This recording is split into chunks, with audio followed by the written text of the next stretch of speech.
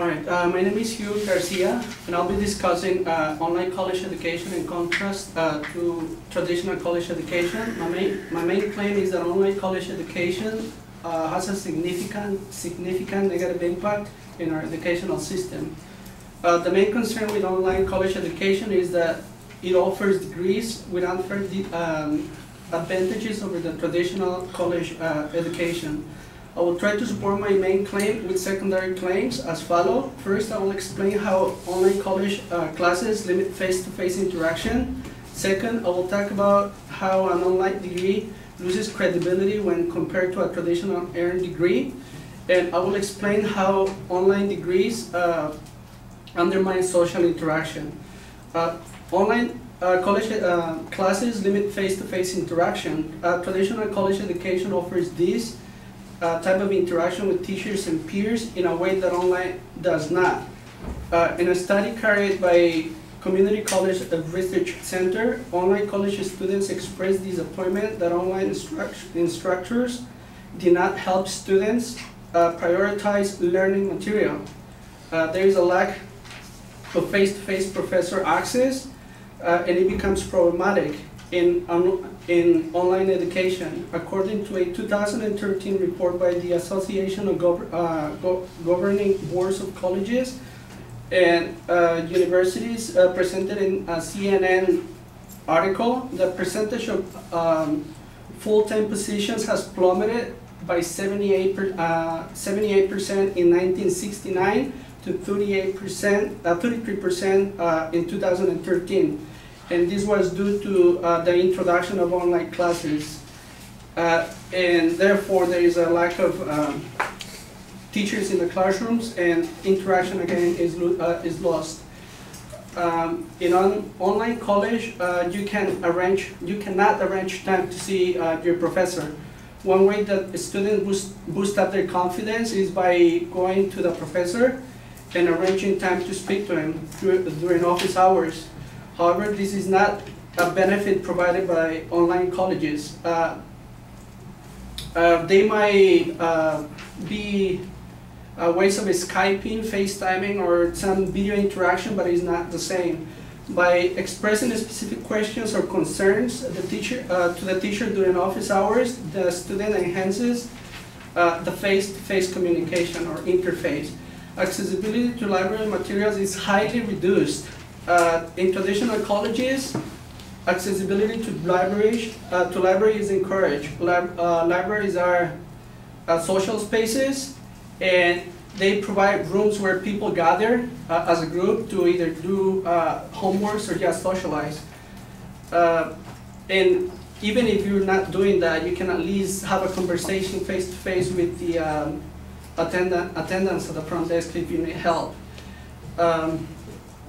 Now we'll demonstrate how online college education or degrees are worthless in comparison to traditional college degrees.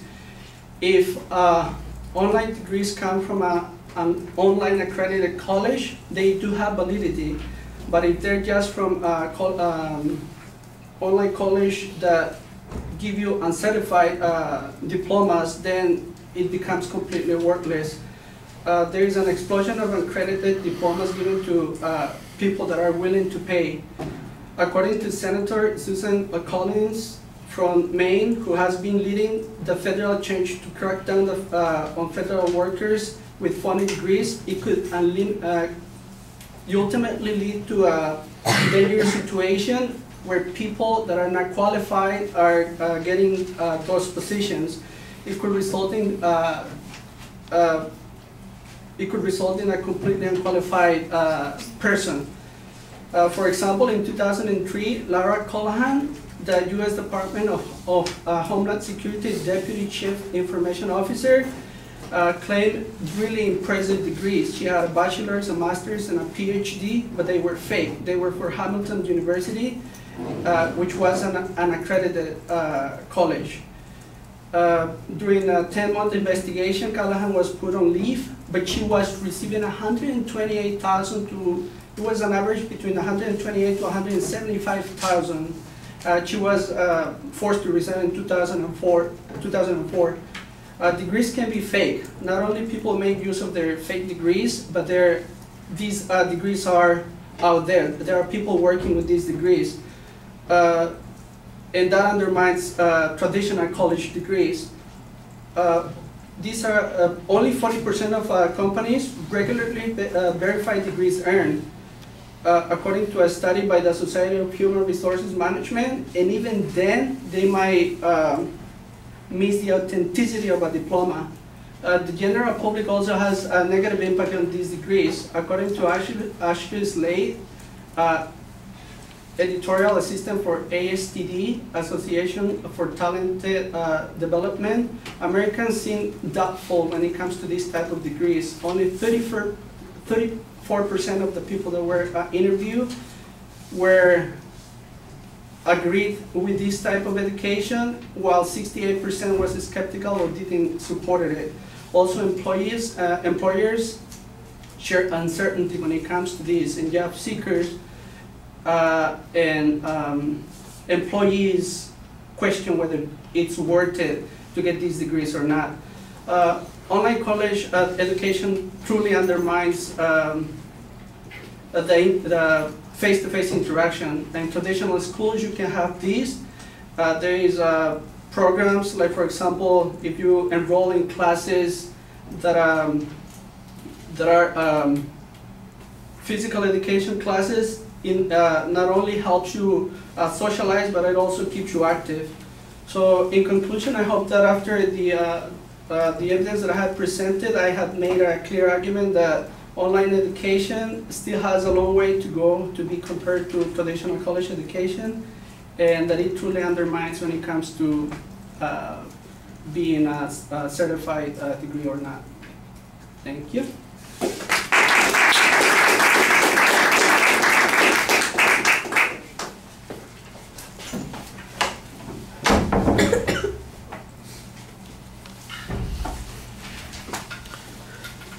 But at the beginning, the structure is pretty clear. The proposition is fine. You lay out the secondary claims. I think you need to give us a little bit more of an explanation about why this is a controversy, either the frequency with which these online degrees are being utilized or the number of people who are going through those programs would be a way to kind of justify why we're talking about this.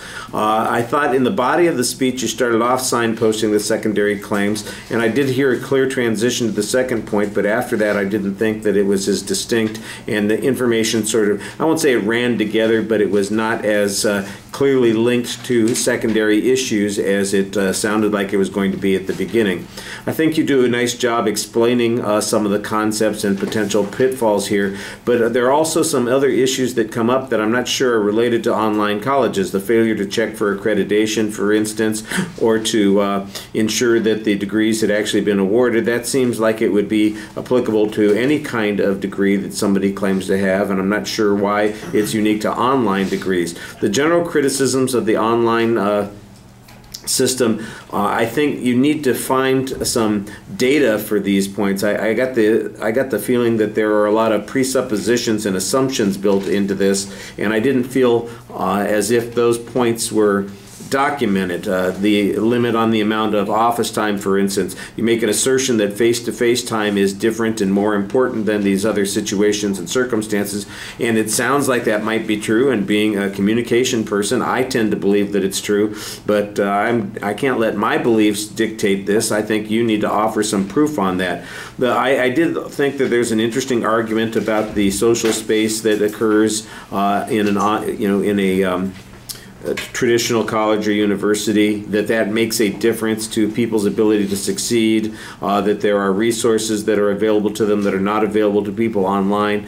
But again, it sounds very hypothetical for the most part, and you're depending on some vague examples to illustrate that point without any research to back that up. So I thought that that was a little bit problematic. You did have some examples of people who had degrees that were from online universities, and that created problems in the professional world. There was also survey information about how people felt concerning the online degrees that people received that suggests that they aren't perceived in the same way. So I thought that that was pretty effective. It did feel a little bit rushed, and at the end it sounded like you were presenting an additional claim of benefit, like with the PE programs, which seemed like it would fit better in that earlier point that you had when we were talking about the social space and of traditional universities. Maybe that would fit better in that situation. All right, thank you.